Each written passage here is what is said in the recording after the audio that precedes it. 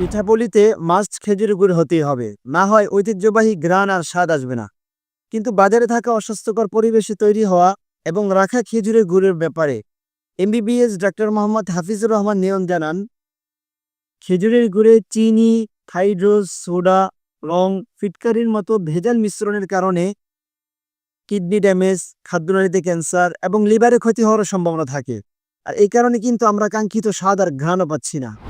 আপনাদের সুরক্ষার কথা বিবেচনা করে আমরা গুড় তৈরি করছি স্বাস্থ্যকর পরিবেশে, শুধুমাত্র খেজুরের রস দিয়ে।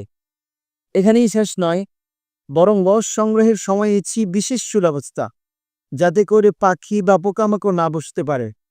এবং ডেলিভারি করছি সুন্দর প্যাকেজিংয়ে। ডেলিভারি ম্যানের সামনে গুড় খেয়ে চেক করবেন আসলেই কথা আর কাজের সাথে মিল আছে কিনা, তারপর পেমেন্ট করবেন।